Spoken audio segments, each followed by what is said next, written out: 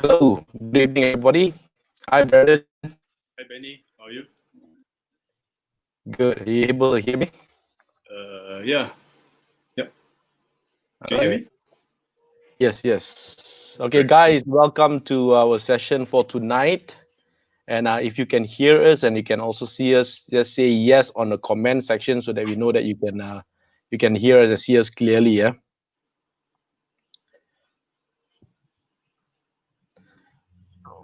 Had your dinner, Brandon? Yep. Yourself? Had a Yeah. very, I had a very eventful day. Really busy day. Yeah. Thanks, no, thanks to the trade war. This morning they were saying they were calling off, Oh. and then the next minute they say no.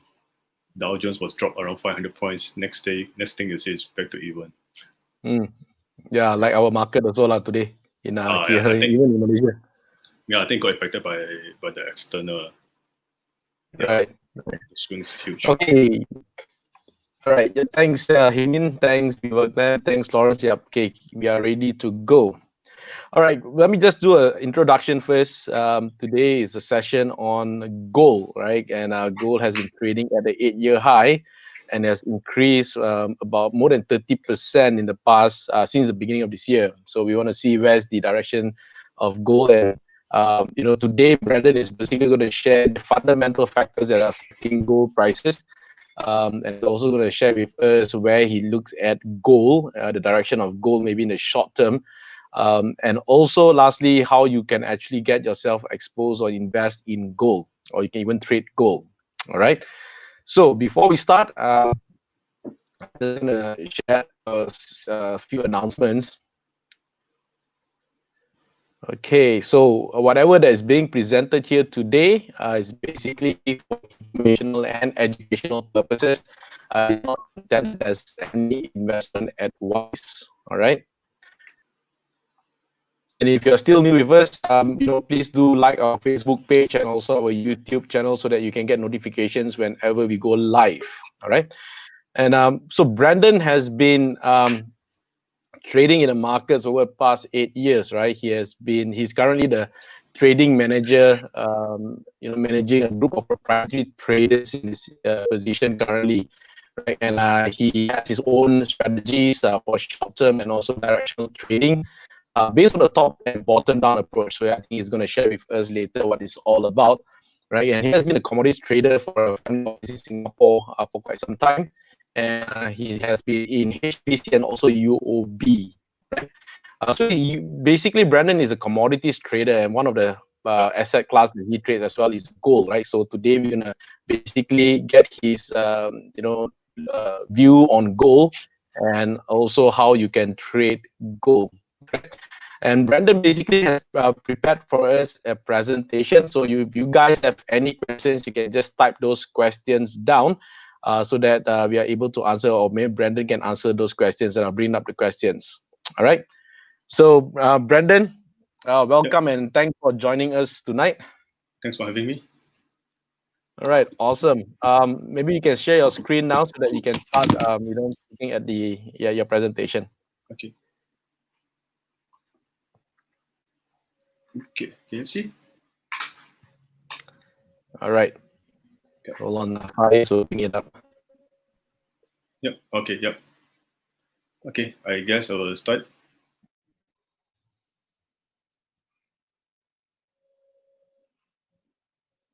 Okay.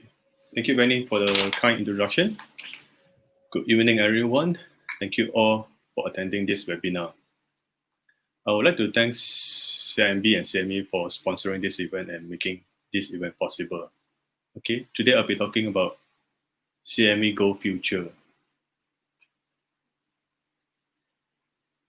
Before I start, what I'm doing today is just for education purpose and sharing my experience. All right, I'm not giving any buy, call, or sell signal. All right, I'm just sharing my experience and just for education purpose.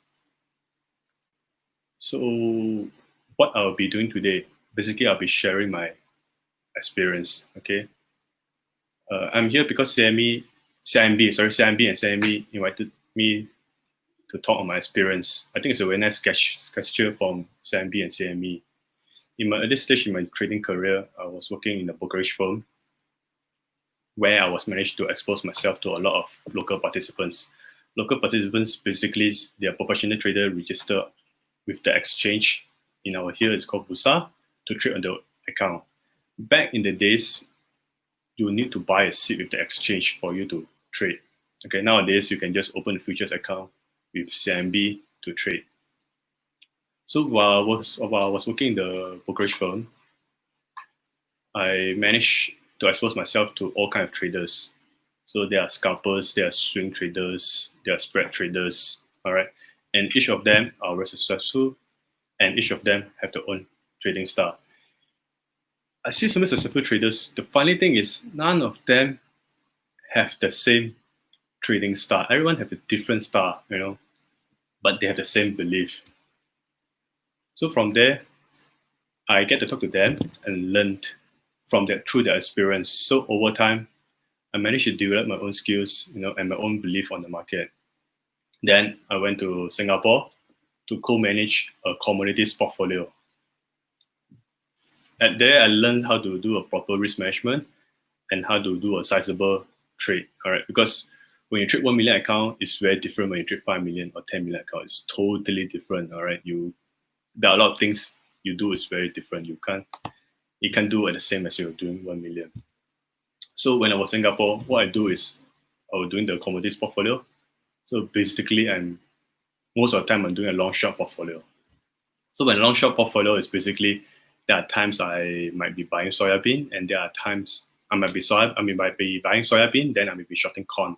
For instance, I might be even buying soybean and shorting soybean oil. All right, so this is one of the strategies I have in the days, because back in the days when I managed around a few millions portfolio, I can't be just buying everything. You know, when I buy something, I must basically sell something. All right, so it's basically a long short. So basically, I just need to buy the winners and sell the loser, short the loser.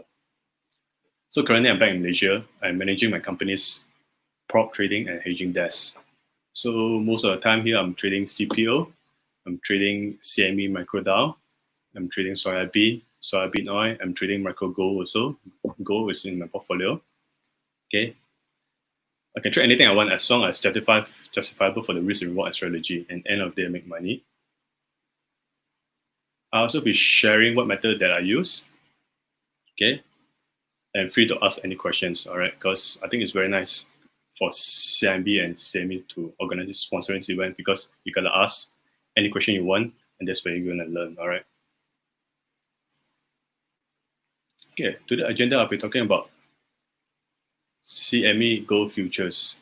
Okay, because the problem is a lot of people have a misconception of futures market. All right, but once you have a proper risk management, okay, then you will know how much you're leveraging.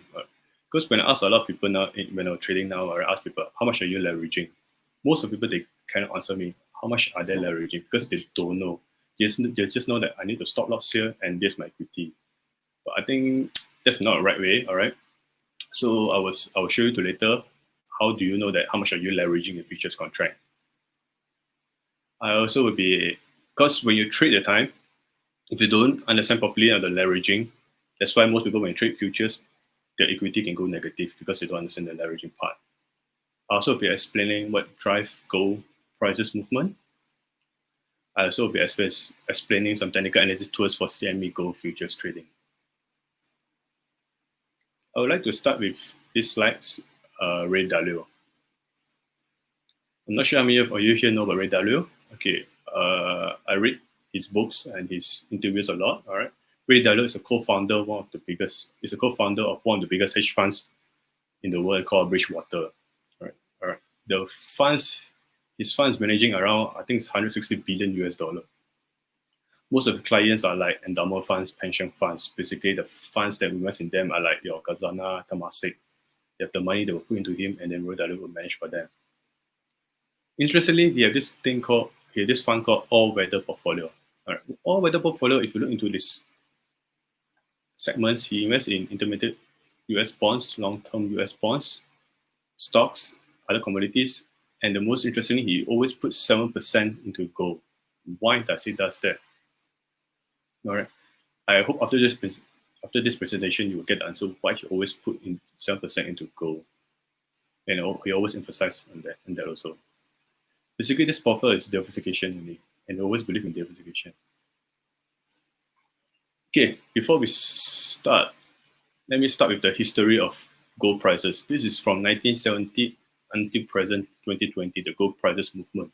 All right, I'm going to share a bit on why the gold prices spike and why prices come down. During the 1970s, all right, there's a huge spike, especially in 1979.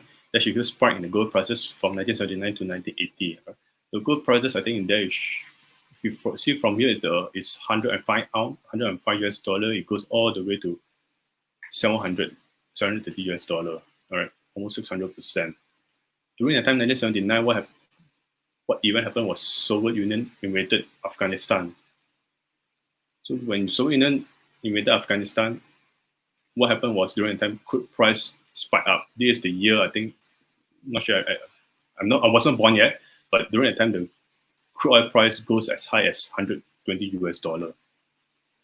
Once the crude oil price go up to 120 US dollar, it leads to a huge spike of inflation. All right, because I think it's from 40, 50 US dollar to 120 US dollar, and leads to inflation. And at the time it's called hyperinflation. Once you have hyperinflation, you will see the gold price goes up also. During the time, this is what happened to the gold price. Since after the 1980s, the gold price has been trading sideways down all the way until 2000. During this period, what happened was, due to the hyperinflation, US government started to control the inflations and begin account deficits, and most of the banks start reducing their gold bullion reserve. So from there, you will see the inflation will be controlling, US government will be controlling the inflation, and then the gold price will basically trading sideways all the way down. Then in 2000, in 2003, all right, in 2003, there's a big event happened was September 11. In 2003, after the September 11, US invaded Iraq. All right. It's the same scenario from here. Here began because of a war. Here is also begin because of war also. In 2003, US invaded Iraq, and then the crude oil price started to go up again. And then when crude oil starts to go up again, inflation goes up again. When inflation goes up again, the gold price goes up also. Okay? So one keyword is inflation. So in 2003, the gold price went all the way up to 2007. Okay. Then in 2007, due to the financial crisis in 2008, there's a huge dip in there. So when people tell me that, when you have recession or when you have like crisis time, gold price will go up. I don't really agree with that. All right. I think if things happens, if the Dow Jones drop 1,000 points, gold price will drop also. If things happens, all right. When January gold should go up, should go opposite. But if everything drops, gold will go drop also. So in 2008, when the gold prices have a dip because of financial crisis, what happened during that time was Fed decided to lower down the interest rate. Once the Fed lower down the interest rate, you will also see the gold price go all the way up to 2012. When Fed lower down interest rate, basically he tried to promote people to borrow money and spend money. When people spend money, inflation goes up also, and then gold price goes up also. And then there's a small dip from here until all the way to 2016. All right, this is the time, especially in 2015. In 2015, what happened was Fed decided to increase interest rate, gradually increase interest rate. Once Fed started to do that,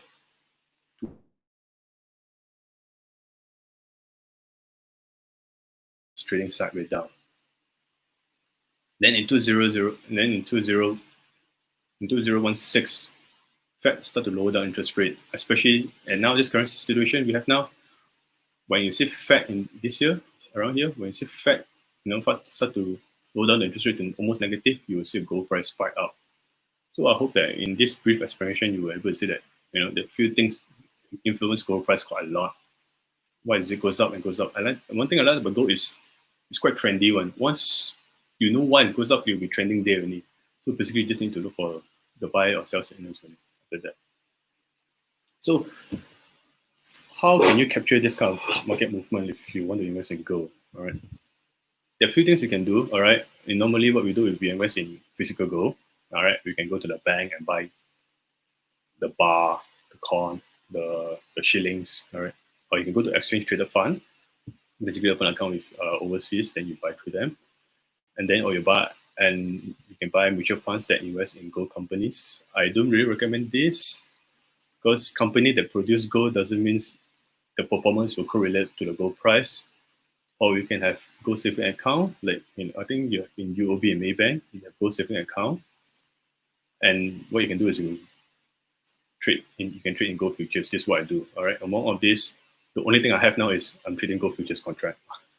And this is how I try to capture the opportunity in gold. Okay.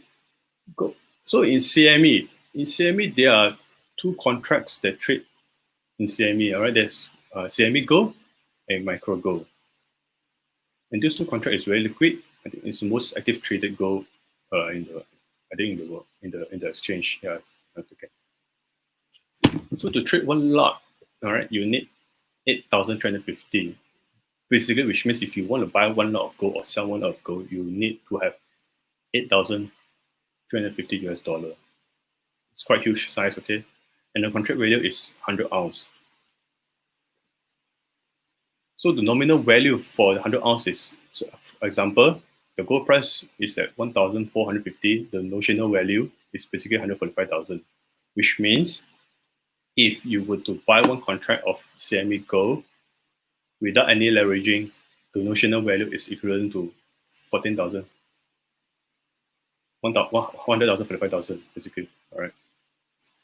And then you have micro. Micro, the margin is 10 times smaller, it's 835, this is one of the trading. The contract value is 10 ounce. The notional value is only 14,500. So the tick value for gold is 10 US dollar, for micro is 1 US dollar. And the trading hours is Malaysia, for now, I think it's from 6 a.m. until 5 a.m. After that, they have only one break. In between, there's 1 hour break only, and then start again. All right. And we'll be active. Most of the time it's trading, electronic trading. Only I think it's around 9:30 when the pit opens, active until 2:30, if I'm not mistaken. I remember that time. But basically, it's almost 23 hours. Okay. So let me explain to you what is leveraging. So one of the way I control my risk is I'm not sure can you see this? This is ATR. This is the gold price, and this is ATR. So one of the things I use is I use ATR to manage my risk. Okay. So ATR stands for average true range. Average true range basically for this example here, the average true range is 10 days. Basically, it will count the past 10 days volatility, the high, low, everything will calculate volatility. So for this, the ATR is 31.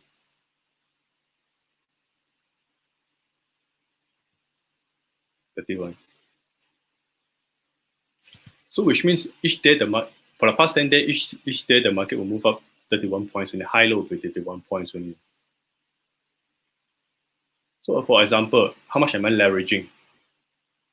Example, you sold one lot of gold, December contract at 1,610.2, the ATR is 31, and you have only 10 US dollar equity. Okay. So the notional value, the price you traded during time is 16,010. So basically the notional value, this is the notional value for CME gold, and this is the notional value for the micro gold. So how much are you leveraging? So basically what you need to do is the notional value divided by the equity you have, and you're actually leveraging 16.1 times.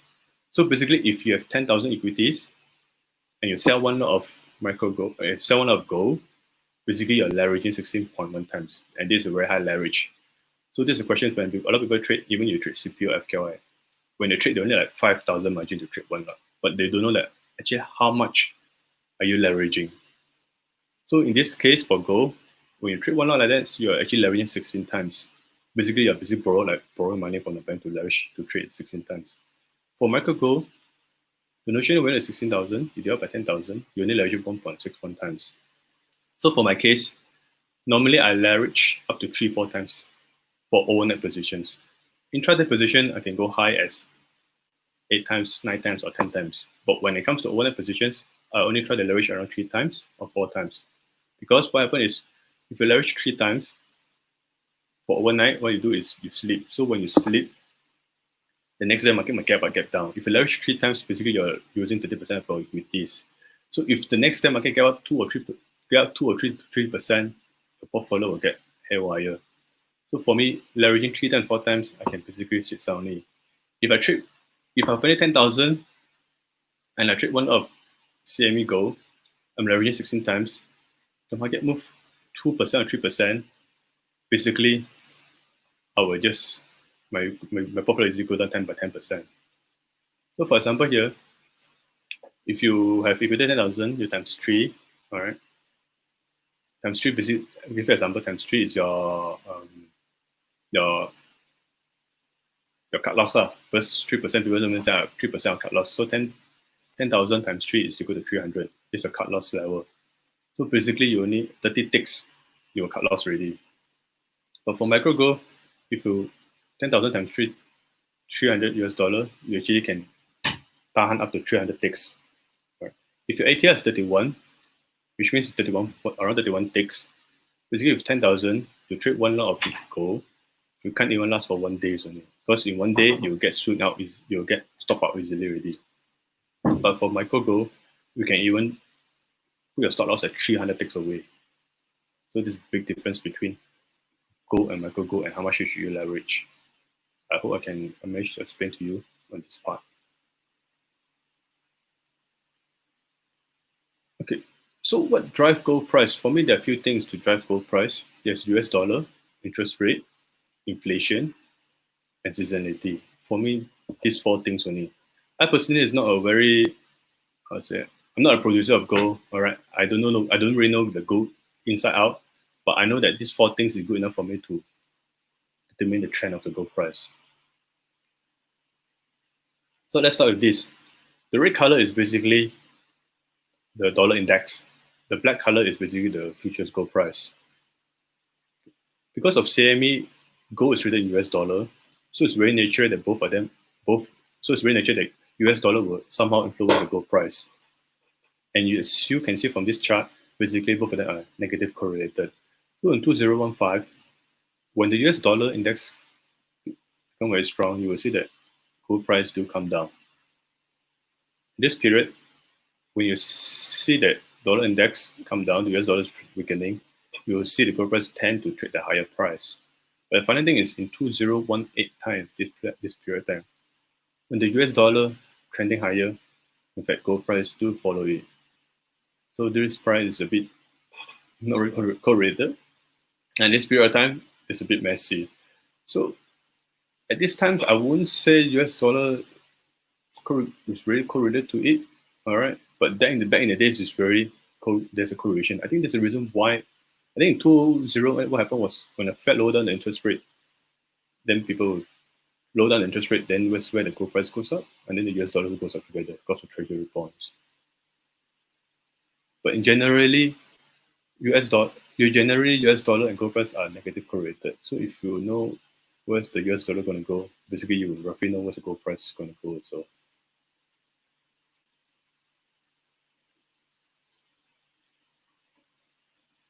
the next thing will influence gold is inflation. I always think gold is known to be an inflation hedge, and I think that is correct. It's very true. Okay,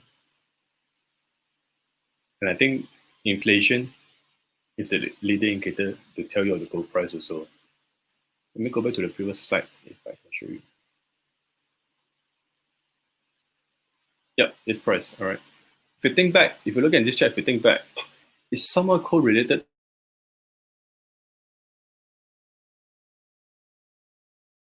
In this period, during the 90s, if I'm not mistaken, property price was staying at a very low. All right, it wasn't moving. It's not really going up, or it's not going anywhere. In 2000, I remember in 2000, the property price started going up, especially in 2008 and 2009. In the 2009, I think 2009 until now, I think the property price keep going up. Somehow, gold price will correlate to it, if I'm not mistaken, if you see from this chart. Because I remember when I started working at 2008, during financial crisis time, the property price have been going up since then only. And then in the mid 2015, 2016, the property price also like, start to slow down. And then recently, I think it started to go up again slightly. I think we should go slightly higher again because of the low interest rate. So when I say that, when people say that property is a good inflation hedge, I think gold price is the same thing also. Both of them are moving the same. If you look at the chart, if you look at this chart, both of them are almost the same. The price is going up and down.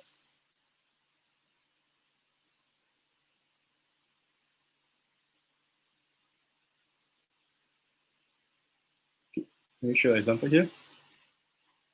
In 2010 and 2011 here, when the inflation start to go up from 1.65 to go up to 3.15, you will see the gold price goes up also.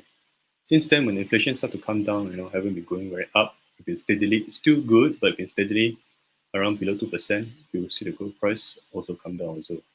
Then after 2015, when the inflation start to pick up again, you will see the gold price goes up again. So if you know that in future, all right, let's say in future, you know that in the next 2 years, the inflation will be very good. I think the gold price will start to go up also. I think both of them are very correlated. But what causes inflation to go up and down? For me, it's interest rate. Gold interest rate. So you need to know interest rate very well. Right? And what moves the interest rate in US market is basically the Fed. All right, Fed will have this thing called FOMC meeting. You have 8 announcements a year. Basically, they will buy and sell bonds. They'll buy and sell US government bonds, and current interest rate is 0.25. So many people do not know that how Fed will influence the prices of the interest rate. All right. Let me try to explain. For example, Fed said, I want to lower down the interest rate from 1% to 0.5. So basically, they want to reduce interest rate. So when they want to reduce rate, what they do is basically they will go to the open market. When I go to the open market, you go to the banks, right? Normally go to the investment bank or banks that I want to buy your bonds. So when they buy the bonds, when they buy the bonds with the investment banks, the bond price goes up. So when the bond price goes up, what happened to interest rate? Interest rate will go down. So when they buy bonds with the investment bank, basically they're giving money to the investment bank or banks. So when the banks have the money in their banks, most of the time they cannot just keep it at reserve at the banks. What they do, they need to borrow out. So they need to borrow to SME or companies giving out loans in the low rate. So when you give money to SME, when SME have the money, what they do is they will try to spend, they will hire people, they have more projects, they do more R&D, basically try to stimulate the economy. So when they do that, when they hire more people, when they have more projects, people have more income. When people have more income, people will spend. When people buy stuff, that's how they maintain the inflation. Once the inflation is good, basically the gold price will go up also, in a way. Okay. So that's how the Fed does it. So give you a very recent example. On 23rd of March this year, Fed said that there were aggressively actions needed and they start unlimited QE. Which means, once they say that they're unlimited QE, which means they will try to maintain the interest rate as low as possible.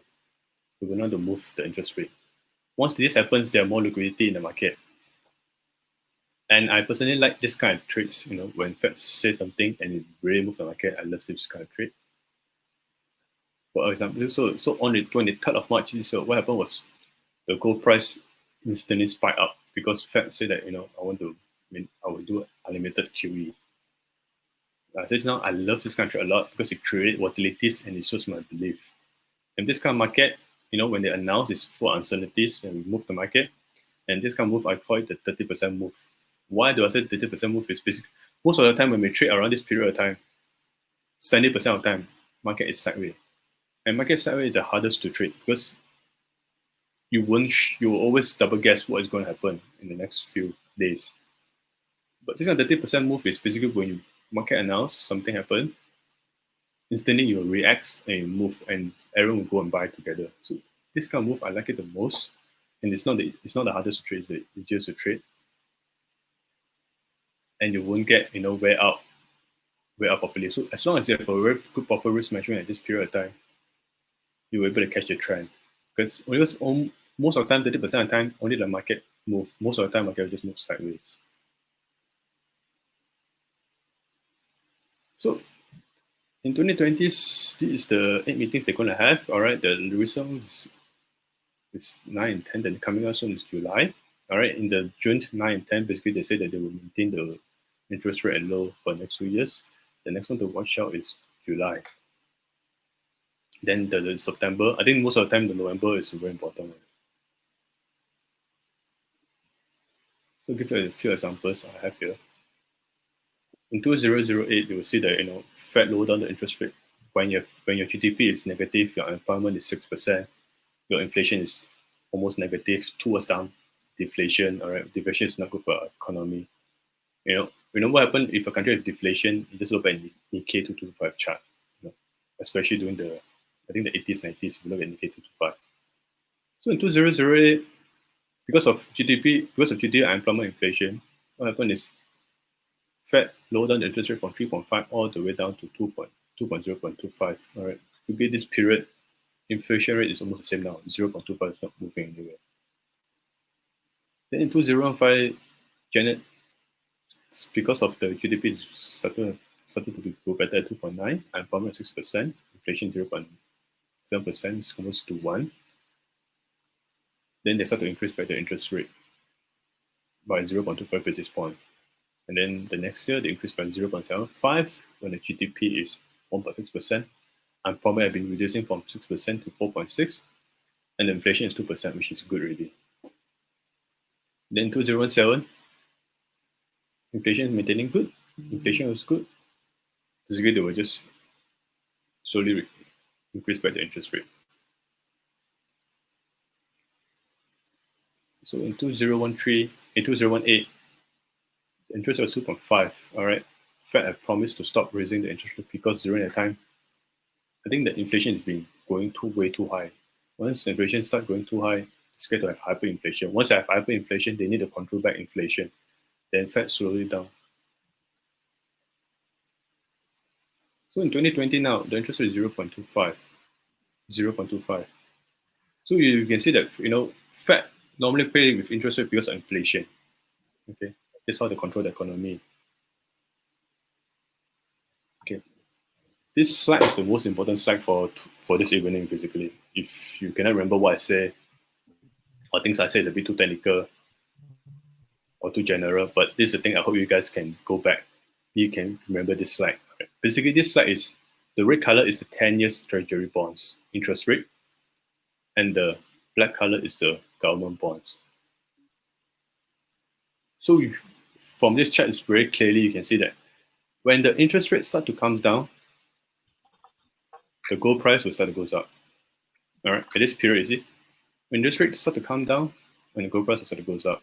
When interest rates start to go up, the gold price will come down. At this period, also in 2016 until 2019, when interest rates start to go up, the gold price can't go new high anymore. So if people ask me how do I see the gold prices for this year? The answer is here already.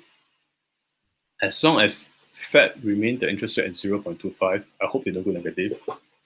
As long as Fed maintain the interest rate at 0.25, I think the gold price will maintain at this level and even might go higher.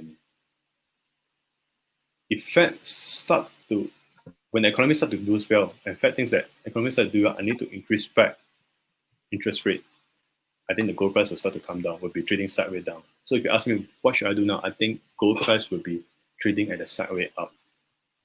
All right, so this is the most important slide for this evening.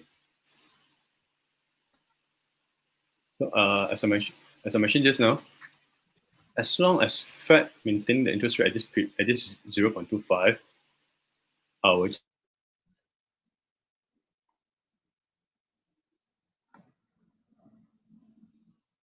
you will try to promote inflation. When you try to promote inflation, gold price tends to go up also. Normally tends to go up also. So this is a chart for this year. All right. So I think if anywhere near the moving average, I think it's quite good.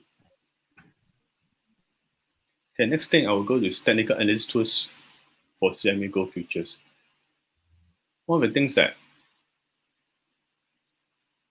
when I trade one thing I like to trade about commodity is because of seasonality. All right. Doesn't matter what commodities you trade soya bean, crude oil, corn, everything. It has a seasonality and it occurs almost the same every year. And I will try to use this as my edge in my trading.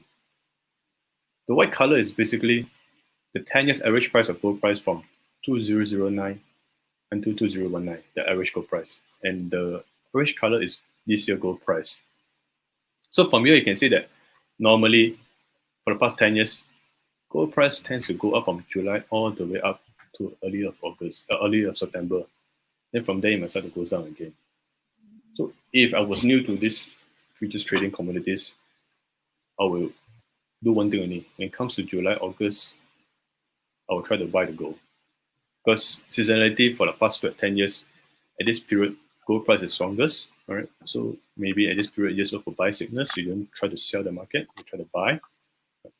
The rationale behind is because when the gold price goes up on this we call it quarter three period, is because at quarter four there's a lot of festivals and India's a lot of festivals and India is the biggest consumer of gold and China also. So at the quarter four period, normally they have Deepawali, Thaipusam, and then we have Chinese New Year and January, February.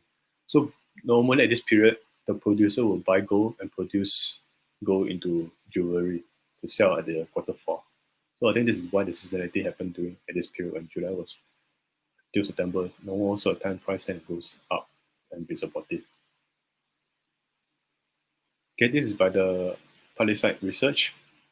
From 1979 until 2016, as you can see also, normally gold price will tend to trade higher during July until September. Seasonality happens all the time. Okay, I'll skip this part. Okay, commitment of trade. I'm not sure how many of you hear before of commitment of trade. One thing I like to trade CME product because of this thing, commitment of trade, COT. So what is commitment of trade? For example, if you open a trading account, futures trading account with CIMB, all right, during the account opening time, you will need to declare yourself, are you a retailer or institutional, or you are funds, etc. So what happens is, once you declare already, on Tuesday, when the market closes, CME will collect all the data from all its brokers and publish the data on Friday when the market closes. So what did they publish? They basically publish who is buying and who is selling. The reason why I do that is basically they want to create transparency and fight market manipulation. So basically you need to follow the smart money. So what can you get in commitment trade? So in commitment trade, there are a few things you can get. You can get producer, all right? You can see producer buying or selling, merchants, right? Basically these are the main producer. They buy the gold and sell. They buy the gold and produce it, the jewelry, doing more on the physical side. You have swap dealers. Swap dealers is basically the banks. It's over OTC. Most of the banks will, most of the time banks will take your opposite positions and earn a spread out of that. And then you have managed money. Managed money is basically the hedge funds. All right, the hedge funds, the of retailers also a campaign. All right, and other reports. So these are a few things you can see. So where can you get this commitment trade? All right, let me try to share to you on this thing. Let me give me a minute.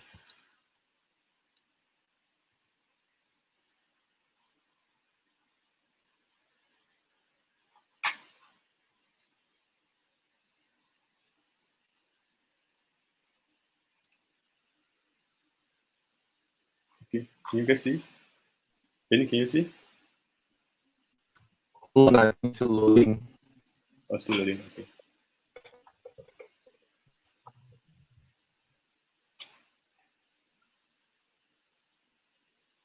Okay, the file is still down the screen.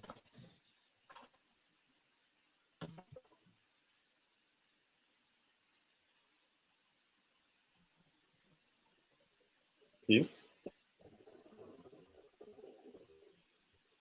Okay, great. Okay, basically you can go to this website called tradingstart.com, or it's free. Or I'm not promoting this thing, but I use it. Okay, I use it. So back in days when I was trading in Singapore, one of the things I always go through on the weekends is this thing commitment of trade. It's free. So at this website, what you can do is on Friday when closing, when the CME collect all the data they publish out, what you can see is you can look all the anything you traded in CME, you can see from here, the commitment trade. You have your S&P 500, you have live caters, right? You have gold, you have fat, right? You have your soybean. So basically, you can go to this tradingstar.com, you go to gold, you go to commitment trade.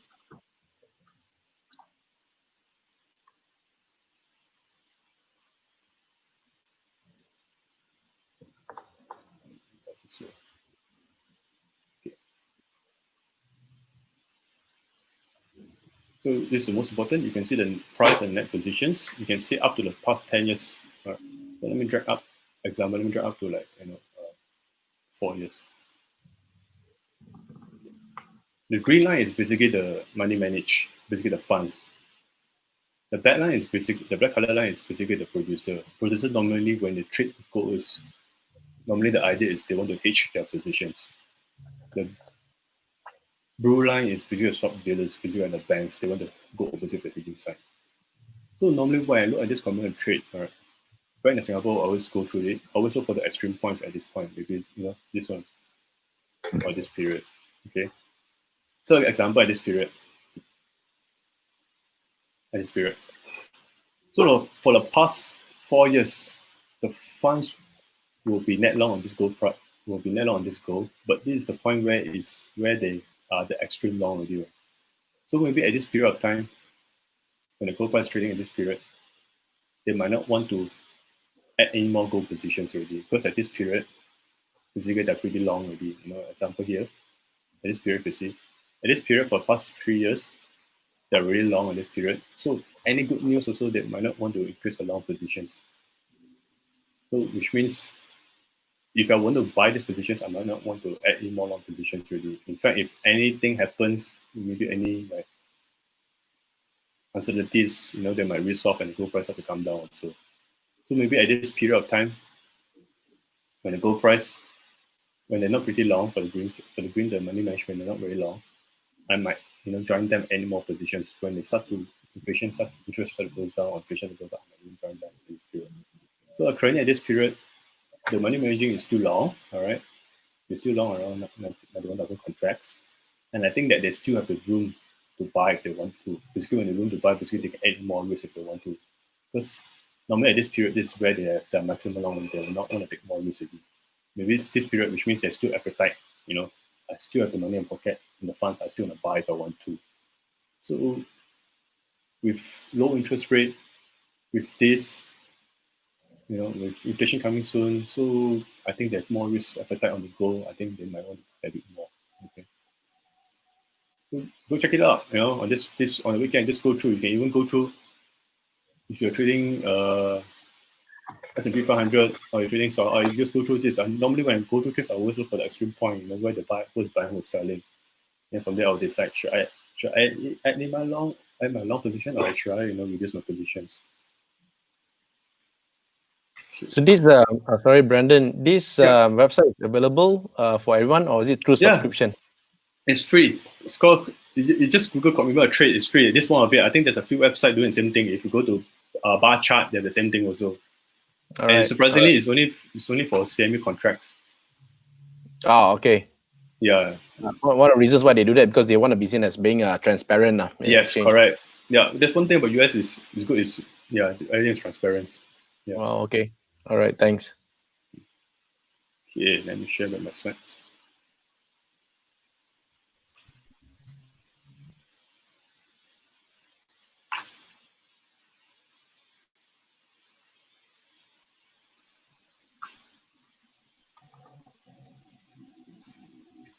Okay, can you see? Hold on. Yeah, this one.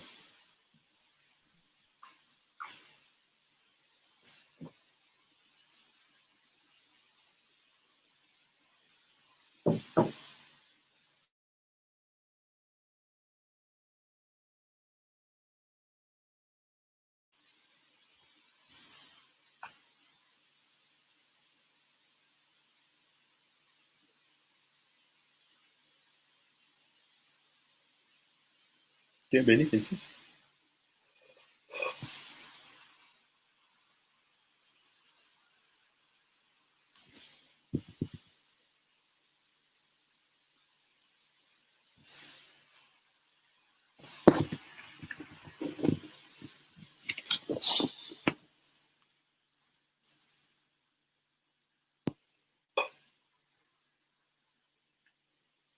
Okay.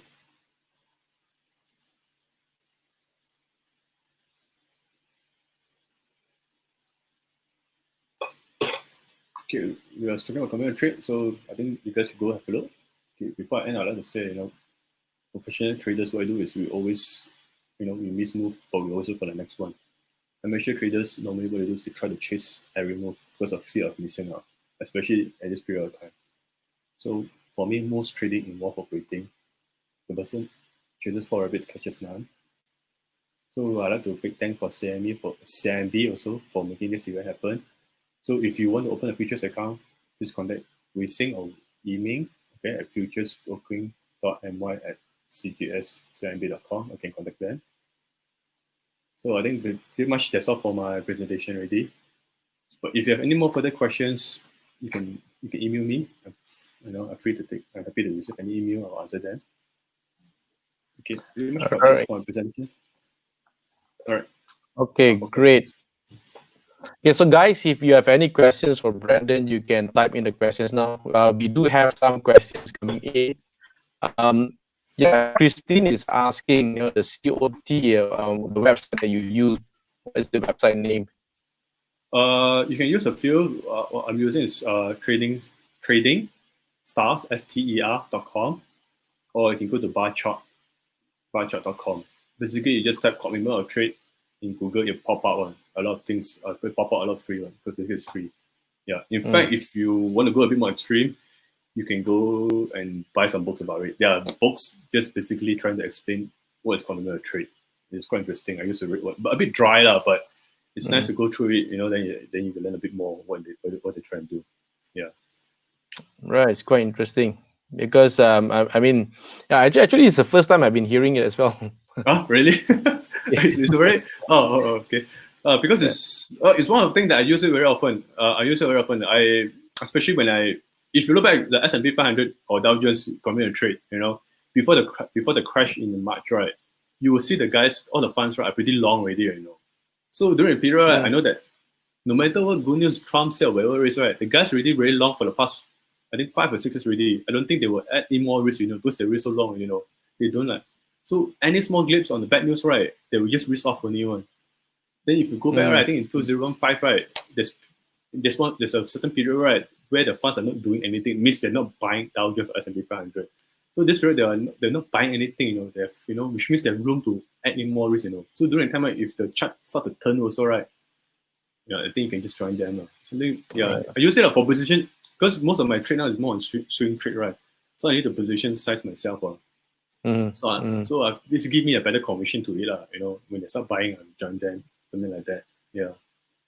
But the problem is, you have to know is 3 days delay, all right? Because they collect the data on Tuesday, all right? They publish on Friday. But when they publish the time, right, it's published on the Tuesday information. So the last 3 days when they didn't publish out. So it's a bit delay. So it's a bit delay and lagging. So what I do is normally I look for the extreme points for me. If I want to do position trading. Yeah, normally. Yeah. Yeah, at least it's a good indicator to see what position that you want to take, right? Whether you want to go long and continue to size your position up. Yep, especially if you trade S&P 500 or Dow Jones. Yeah, it's very that will be more the most useful because it's quite straightforward. Because when you trade S&P 500 or Dow Jones, right, most of the guys are long only. They don't really want to short one. Most of the funds are. So when they're not pretty long, right, and when they're not long, right, when they're when you have no position that you want to add long, right, that's the most interesting part. Yeah. So what were your main indicators do you decide to make a trade? Do you put more emphasis on technical analysis, or do you also look at the rest of the data? Both. All right. Technical analysis, I think it's no secret. All right. Anyone use technicals for entry point. I use technicals for entry point also. But when I trade at time, I want to have a commission, where the market will be heading. All right. For example, now gold. All right. For example, now gold is, I think the gold price would be supportive, will continue to be strong. All right, because of interest rate. Okay. So what I do is I just look for buy signal only. All right. So this is where it comes to experience. What is buy signals and where should you buy? So everyone's a very different view on that. So the problem is, do you want to buy the high or do you wait for it to come down and buy? So this is a very tricky question. So everyone has a different feeling on this. So it's how you interpret it. But the thing is, you have to know is now the bigger picture on the gold should be supportive because of the fundamental behind it. Yeah. So one of the way I trade, one of the ways when I trade, go for this one. Yep. Then for commodities, different. Yep. Yeah. So yeah, right now gold prices has been trading sideways, right? Always at the 8-year high, and you showed the chart earlier. It was trading the range, and the price is now near the upper the resistance range, right? So would you be waiting for a breakout on the resistance? For gold price, preferably, I won't. I think this is a chart. I have here. Right. Let me try and make it bigger a bit.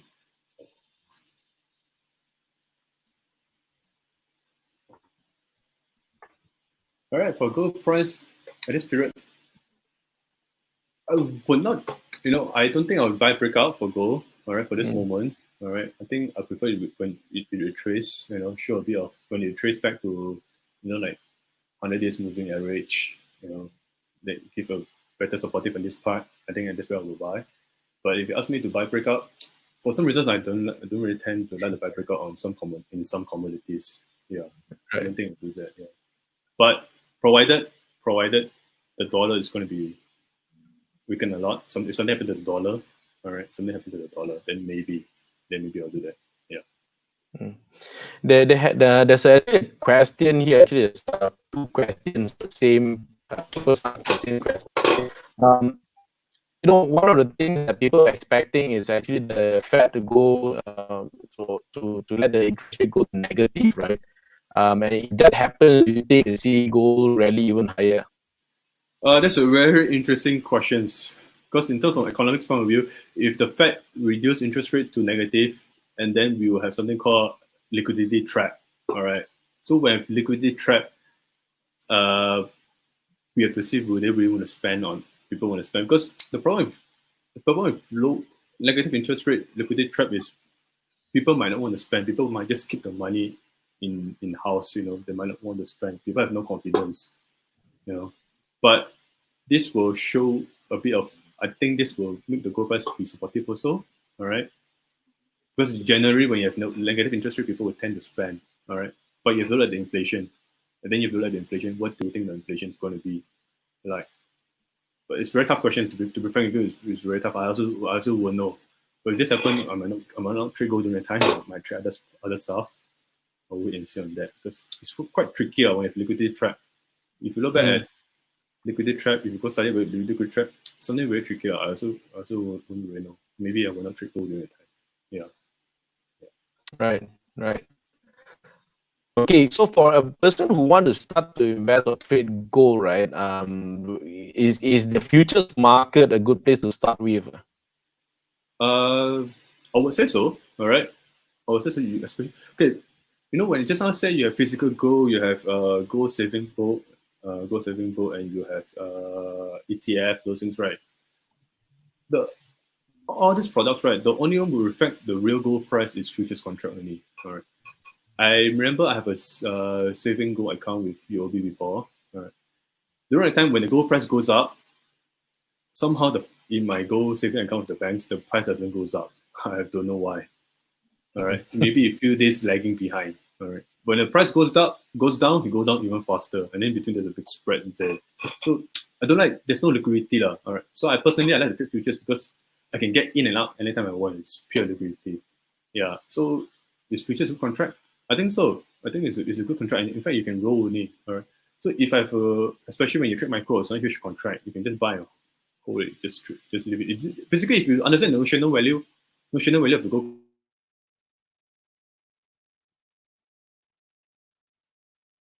Here, right? When I say the notional value of the gold is $16,000 right? Basically, when you buy that, you have no leveraging in it. If you put 16,000 into your account and buy one lot of gold, micro gold, basically you're not leveraging. You're not leveraging that, you're just like buying shares. So when no leveraging, you can just roll and wait only, all right? You won't get margin call. I'm sure you won't get margin call because one margin for micro gold is only like $800. So if you use this, right, there's no notional value, right? There's no leveraging on that, right? You buy futures, right? It's nothing, right? It's okay, because you have no leverage. You use futures, but you have no leverage, okay. You just buy a whole only, it doesn't matter. All right. Unless you go Yeah. negative, basically. Yeah, if you understand what I'm trying to say, so it's quite okay actually. Because you have no leveraging, you have no risk on, you have no, leveraging. Yeah, so I guess now that we have that micro goal, because I mean this is relatively still quite new, right? Before that, everybody were trading the standard futures goal, which you have very high leverage and you have high notional value. So I think, do you think the micro contracts are really good for beginners? Yeah, I would say so.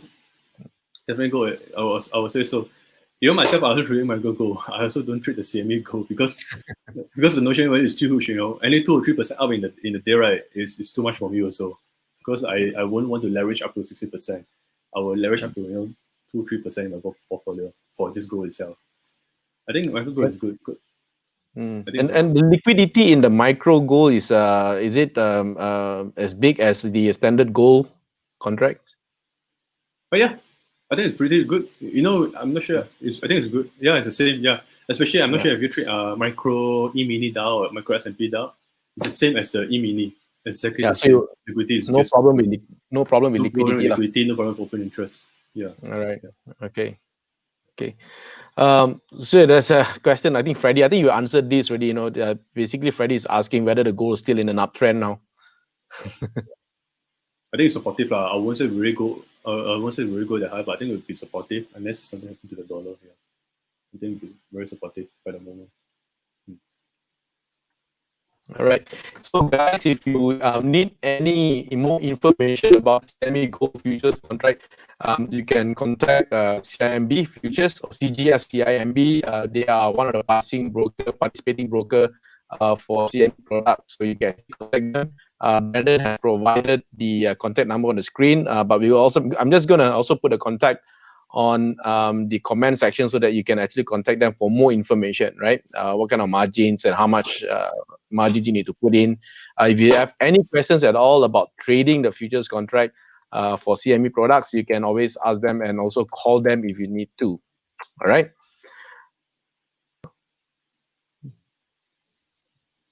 Okay, so Brandon, Yep. is it different when you're trading? You said that earlier that trading a smaller portfolio is actually so different than trading a big portfolio, right? Yeah. So which one do you think is easier to trade, with a smaller one with your own portfolio or managing someone else's portfolio? It's just different. Different sizings only. I think if anything above 10 million will be very difficult. Anything below 10 million, I think is still manageable. All right, because there's a lot of features on trade you can trade. All right, so you can long and short a few things. So above 10, I think it'll be difficult. Below 10 will be quite okay. The problem is, yeah. So I think The there's a good Sorry, yeah, the gold contracts are settled in cash or in the physical delivery? physicals. And the big one is physical. Physical. Even micro also lah. Micro, I can't remember also. Because normally before the notice date, I think I'll get out already. So I can't remember micro. The CME is a physical one, yeah. Okay. Let me see if we have any other questions. Guys, so you have any questions, you can time it out. I'm trying to go back the earlier question and see whether we have. Okay, most of them are asking direction of goal. It's quite normal, yeah. Okay. Yeah, I wish I know also. But how long does it take for you to become I mean, because in trading it's not about just banging on one time and then you make money. It's about consistency, right? When do you know, right, that you are that you can be a full-time trader? I think it took me 4 to 5 years before I know that I think I have a chance in making it. All right, because for the first 5 years is basically you're just banging, like I said, banging walls. You're just looking. When I first started the time, I'm pure technical guy. I'm looking technical. All right, when MACD cross up, I buy. ISI at the high, I sell, something like that. Then I was waiting, for 3 indicator to go in line, then I buy, or 3 indicator to go in line, I go sell. I'm a pure technical guy. But after a while, you find that, sometimes it's price can be quite random. All right, you need to have a conviction on the trade. Why does the price will continue to go up? Why does the trend continue to go up? So that I start to know about more fundamentals. Then from there, once I know the fundamental very well, not saying very well, seasonality of fundamentals, then you have bigger conviction to buy and sell. Then you start to do silly mistake, right? Because when I first trading in time, you always try to buy the high, sell the low. And so buy the low, sell the high. And then we try to chase every trade. I think this is the biggest problem of everyone, all right? But you gotta people want to learn how to trade right in futures, right? You gotta trade, you gotta trade, then you understand yourself well. Once you understand yourself well, then you come up with the strategies and how you want to do it. Then from there you and fortunate enough, I say that I used to work in my ex company. I have a lot of successful traders, so I managed to tap into them and talk to them. So I kind of think that what this is what they see, that's how they think. All right. The problem is a lot of people now. People want to trade. What they do is they go to YouTube and learn. And when they talk YouTube, not to say it's not good, they're good also. But what they talk is just, I think it's almost 10 to 20% of the thing only. Right? Well, what I share here, I can tell is only like 20% only. The rest, you need to work on your psychology, your mental, your preparation, those things. That's two totally different thing. All right. Yeah. I can share with you everything, but it still depends on you how because everyone have a different belief in the market. That's what makes the market right now. So I guess it's of course trading is also on the job learning, right? That once you start and then you have a feel of the market and a feel of the information that you use, right? Because whatever that we learn and all that is all also it's information. It's a lot of theory, a lot of knowledge, but to apply it is it requires that experience, so guys, right now we have micro contracts. Thank God for micro contracts, right? Because you can actually start small. You don't need to go big, right? And it's easier to manage as well, right? You can actually size up or size down your position according to your your strategy, right? So you can start small.